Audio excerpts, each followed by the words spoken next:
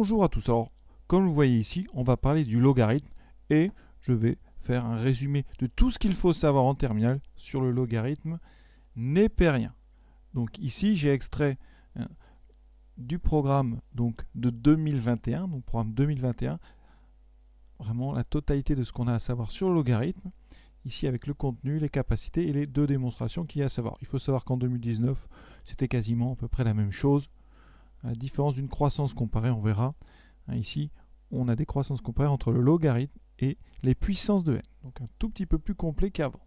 Voilà. Mais pour le reste, ça sera exactement la même chose. Donc, on va commencer tout de suite par la définition du logarithme népérien. Qu'est-ce que le logarithme népérien? Et comme indiqué dans le programme, on insistera beaucoup sur les courbes représentatives des fonctions exponentielles et logarithmes.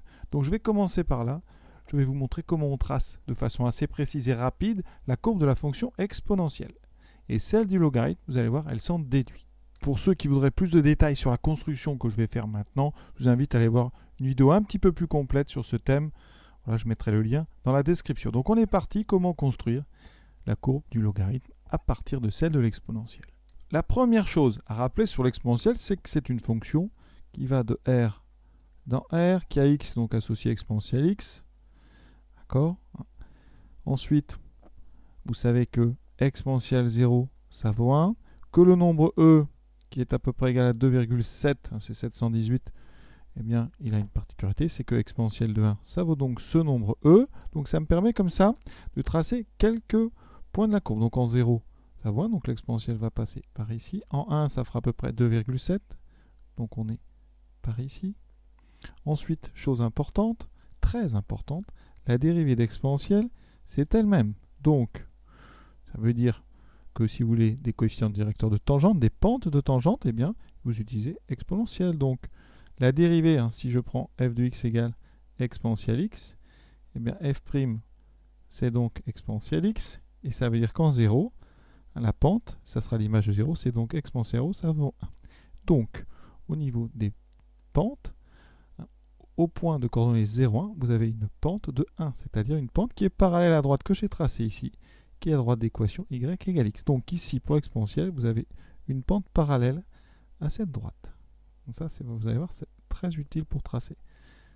Et maintenant, qu'est-ce qu'on sait sur l'exponentielle? Des choses importantes. La limite de l'exponentielle en moins l'infini, c'est 0. Donc ici, j'ai une asymptote horizontale. C'est l'axe des abscisses. Ça me permet comme ça d'entamer la construction de la courbe. Donc vous allez ici avoir une courbe qui va être strictement croissante. L'exponentielle, c'est strictement croissant. Et qui va devoir passer par notre point ici en respectant cette pente. Donc ça donne ceci. Et après, ça monte très très vite. Donc voilà la courbe de l'exponentielle de façon assez précise. Avec un point ici, mon deuxième point qui est l'exponentielle de 1. Donc ici, j'ai le nombre e. Et ma pente ici qui est au niveau de ce point parallèle à la première bisectrice du plan, la droite d'équation y égale x.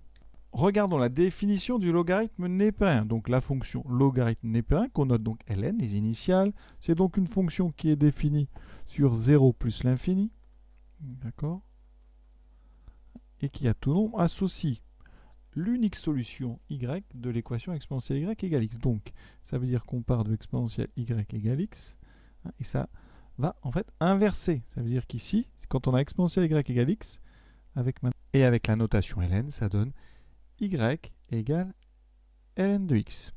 On dit en mathématiques que exponentielle et logarithme népérien sont des fonctions réciproques.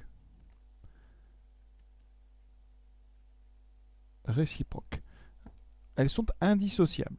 Ainsi, si on part de x, qu'on utilise la fonction exponentielle, on obtient exponentielle de x, et si on utilise après la fonction n, j'obtiens ln de e de x, et en fait ln de x, ça va redonner x. Parce que la fonction exponentielle et la fonction ln, donc j'ai dit elles étaient réciproques, en fait, leurs effets se neutralisent. Et si on part de x pour avoir le logarithme de x et qu'après j'utilise l'exponentielle, eh bien on aura le même effet exponentielle de ln de x sera égal à 0. Donc quand on utilise à la suite exponentielle et logarithme, eh bien les effets vont s'annuler. on revient en fait au point de départ. Vous avez déjà rencontré cette notion de fonction réciproque avec la fonction carré et la fonction racine sur les nombres positifs ou nuls. Je m'explique. Quand on prend le carré d'un nombre, je fais x carré. Si ce nombre est positif, eh bien, quand je vais prendre la racine, bien, la racine de x carré, si x est positif, eh bien, ça fait racine de x2 et ça redonne x. Et dans l'autre sens, si on prend la racine carrée d'un nombre positif et qu'après on la remet au carré, eh bien, vous voyez qu'on va retomber sur racine de x au carré qui donne x. Donc, la fonction carré et la fonction racine sur les nombres positifs ont des effets qui se neutralisent. On dit que ces deux fonctions sont réciproques. Un autre exemple avec la fonction inverse. La fonction inverse, elle est sa propre réciproque. C'est-à-dire qu'elle est elle-même sa réciproque. Ça signifie que si on prend un nombre x non nul, qu'on l'inverse, et qu'on utilise une deuxième fois l'inverse, on inverse l'inverse, et vous voyez que quand on divise par un nombre, on multiplie par son inverse, et en fait ça redonne en fait x. Donc vous voyez que inverse puis inverse, quand on les utilise l'une après l'autre, eh bien ça neutralise les effets, et donc la fonction inverse, on dit qu'elle est sa propre réciproque. Et ce qui va être important, c'est de bien connaître les ensembles de définition de ces fonctions, les ensembles d'arrivée. On a dit le logarithme part de 0 plus infini, il prend ses valeurs dans R. Ainsi, donc la fonction exponentielle, elle va de R dans R plus étoile, c'est-à-dire l'ensemble 0 plus infini, puisqu'on sait qu'un exponentiel c'est toujours strictement positif.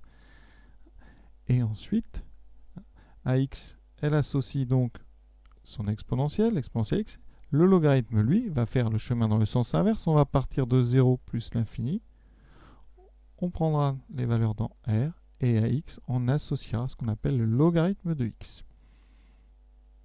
Les deux fonctions, je vous l'ai dit, sont réciproques. Donc, si on prend x appartenant à R et qu'on prend son exponentielle, si je prends après le logarithme de cette exponentielle, eh bien comme les deux fonctions se neutralisent, ln de ex, ça reviendra à x. D'accord? On est parti de x qui était dans R, on a pris l'exponentielle, donc on est arrivé dans 0, pardon, je vais le mettre dessous, on est arrivé dans 0 plus l'infini, on a pris l'exponentielle, et ensuite on utilise le logarithme qui va nous renvoyer dans R, et ici le logarithme de ln de e de x, ça sera x. Les deux fonctions se neutralisent.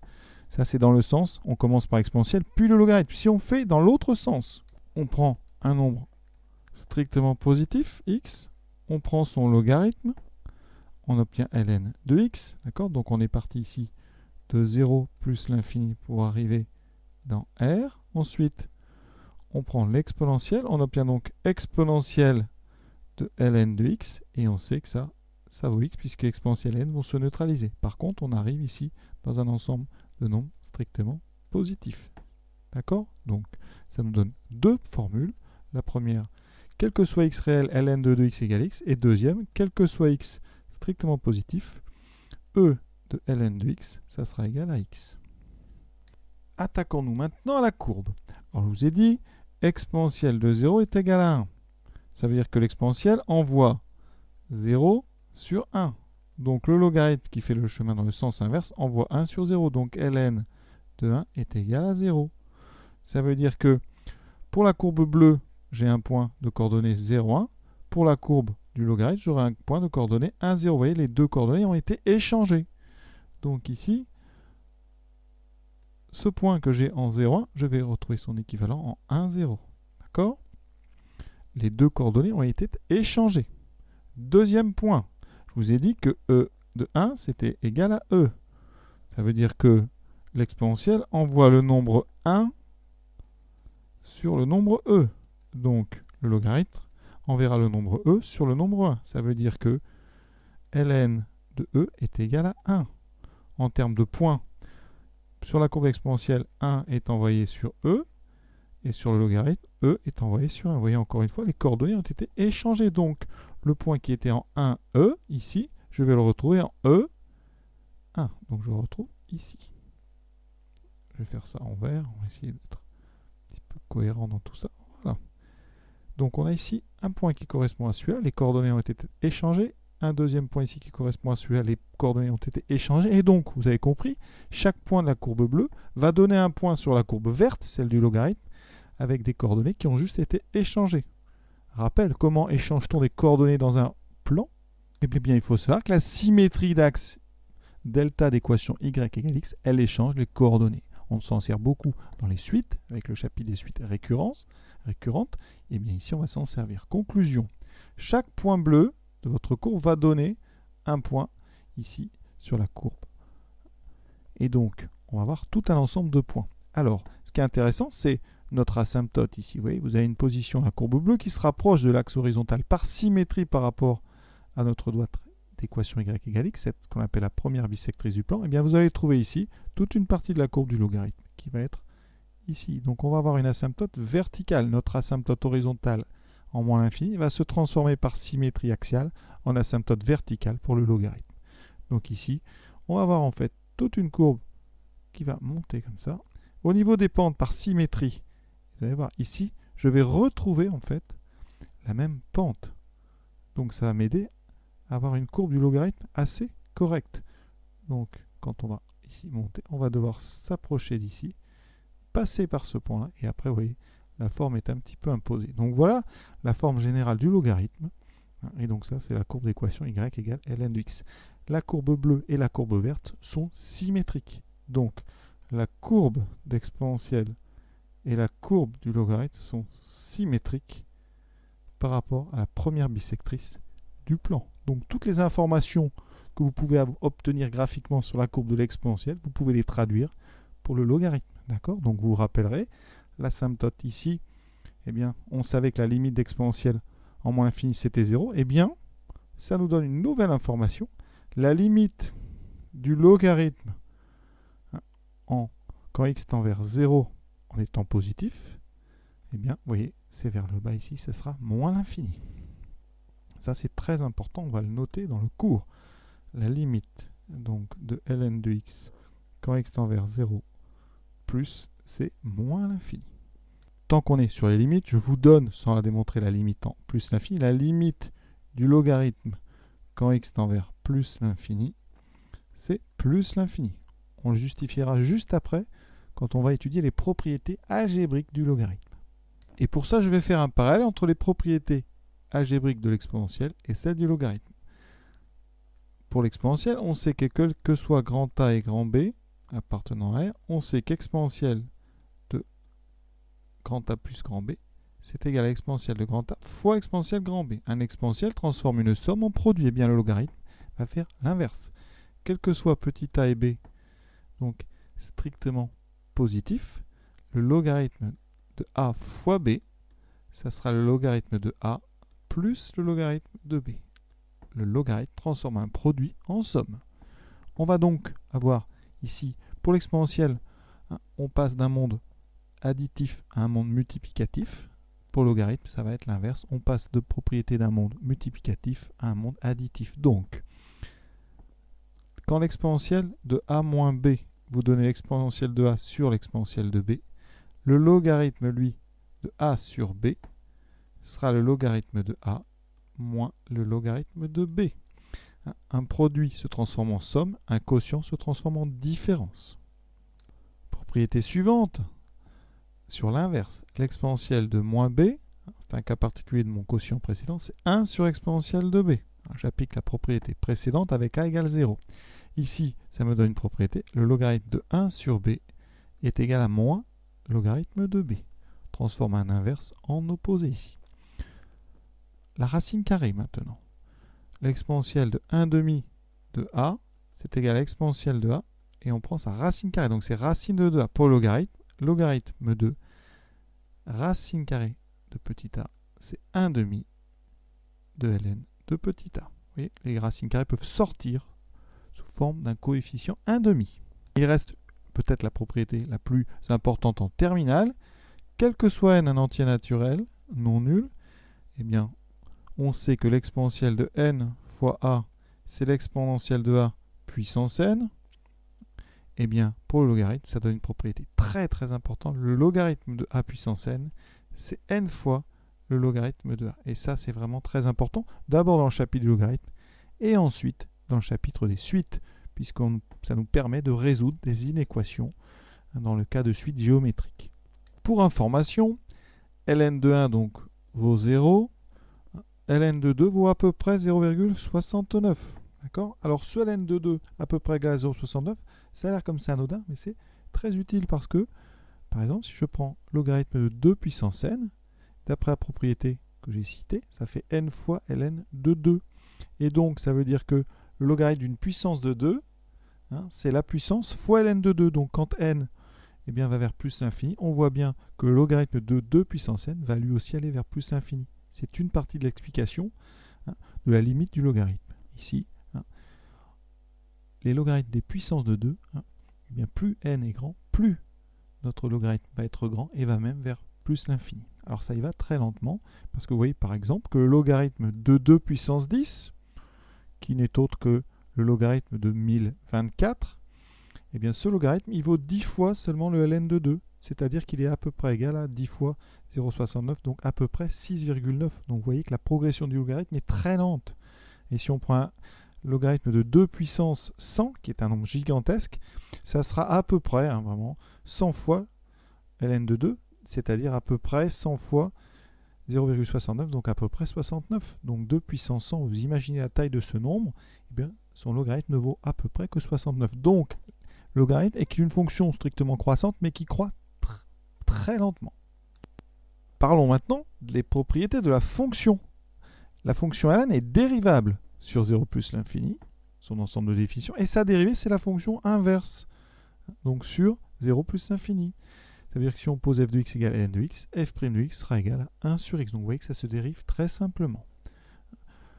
On savait déjà que la fonction exponentielle, quand on la dérive, si on prend g de x égale exponentielle x, eh bien la dérivée d'exponentielle x, c'est elle-même. Eh bien le logarithme, lui, quand on le dérive, on tombe sur la fonction inverse. Grâce à ça, on peut dresser le tableau de variation de la fonction logarithme. Donc ici, x est défini, donc pour x, c'est de 0 à plus l'infini. 0 est une valeur interdite.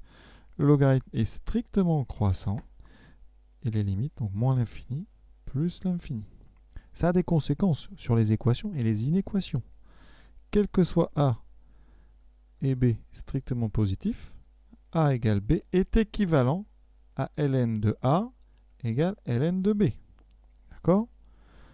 Et si a est plus petit que b, eh bien ça équivaut à ln de a plus petit que ln de b. Le logarithme conserve l'ordre. Donc, si vous utilisez le logarithme dans une inéquation, avec des nombres strictement positifs, eh bien vous aurez le droit de conserver l'ordre. Donc si on a par exemple a supérieur ou égal à b, avec a et b positifs strictement, eh bien le logarithme de a sera supérieur ou égal au logarithme de b. Donc ça permet comme ça de transformer les équations et les inéquations quand on manipule des deux côtés des nombres strictement positifs. Parlons maintenant des composés. Autrement dit, on considère soit u une fonction dérivable et définie, bon, on va commencer par définie et dérivable sur un intervalle i, d'accord, avec u de x strictement positif, quel que soit x appartenant à i. Donc je prends une fonction u définie dérivable avec des valeurs toujours strictement positives. Eh bien, la fonction qui à x associe ln de u de x, eh bien cette fonction qu'on note ln de u, et cette fonction est dérivable sur i, et sa dérivée, qu'on appellera donc ln de u prime, eh bien c'est u prime sur u. Je vais vous donner un tout petit exemple pour que ça soit plus clair. Imaginons la fonction d'expression ln de 1 plus x carré, par exemple. Son domaine de définition ici c'est R, x carré plus 1 est toujours strictement positif. Et bien si on veut dériver cette fonction, 1 plus x2 est dérivable, il est différent de 0, même strictement positif, et f', et bien ça sera donc u' sur u. Donc u c'est 1 plus x2, U', c'est donc sa dérivée. 2x, et bien la dérivée de ln de 1 plus x2, ça sera la dérivée de 1 plus x2 de x divisé par 1 plus x2. Oui, c'est très simple. On retient ln de U' égale U' sur U. Il reste maintenant à parler des croissances comparées. Alors, pour le logarithme, on a deux choses à savoir. Tout d'abord, en plus l'infini, eh bien, la limite de ln de x sur x, eh bien, c'est égal à 0. Vous voyez bien, sur les courbes, en vert, c'est la courbe du logarithme. En noir, c'est celle de la courbe donc, de la fonction f de x égale x. Eh bien, on voit bien que plus on va vers la droite, plus l'écart entre les deux s'agrandit tellement eh bien, que finalement, au bout d'un certain moment, le logarithme divisé par x, eh bien, c'est le x qui va vraiment emporter la chose et la limite va être 0. Le x sera tellement grand que ce quotient va être emporté par le dénominateur. En 0 plus, donc quand on s'approche de 0, la croissance comparée qu'il faut connaître, eh bien, c'est x fois ln de x. Et x fois ln de x, eh bien, c'est encore x qui va l'emporter, qui va donner sa limite, et ça sera une limite égale à 0. Alors, ces deux propriétés, elles sont généralisées ensuite à toutes les puissances, et quel que soit n appartenant à n étoile, eh bien, ici, quand on a un quotient de ln de x et x puissance n, en plus l'infini, c'est encore la puissance de n qui va gagner, donc il va donner sa limite. Et pour le produit x puissance n fois ln de x, c'est aussi la puissance de x qui va l'emporter. Et donc, vous avez deux limites avec des croissances comparées à connaître pour le logarithme, vous voyez, ln de x sur une puissance de x, en plus l'infini, et en 0, ça sera une puissance de x fois ln de x. Donc il ne faut pas mélanger tout ça, évidemment. Pour info, pour ceux qui passent le bac en 2019, la propriété avec les puissances de n n'était pas au programme, elle a été rajoutée au programme 2021, donc vous n'avez pas à connaître la propriété avec les puissances de n, juste avec x tout seul, c'est-à-dire pour n égale 1. Et pour être complet donc sur ce cours sur le logarithme et la terminale, il y a deux démonstrations à connaître, la démonstration du calcul de la fonction dérivée de ln, qui est la fonction inverse, et la limite en 0 de x ln de x. Je mettrai les liens dès que j'aurai fait ces démonstrations. Voilà. Donc pour résumer, vous devez savoir, comme chose très très importante, donc tout d'abord que les courbes de l'exponentielle et du logarithme sont symétriques par rapport à la première bisectrice du plan. Ça c'est très important, parce qu'à condition de bien connaître l'exponentielle, eh bien vous connaîtrez parfaitement le logarithme. Ça donne déjà les deux limites. Ensuite, la dérivée du logarithme, c'est donc la fonction inverse. Ça permet de justifier la stricte croissance du logarithme et donc son tableau de variation. Les propriétés algébriques qui ressemblent un petit peu à celles de l'exponentielle, mais dans l'autre sens, c'est-à-dire qu'on passe donc d'un monde multiplicatif à un monde additif.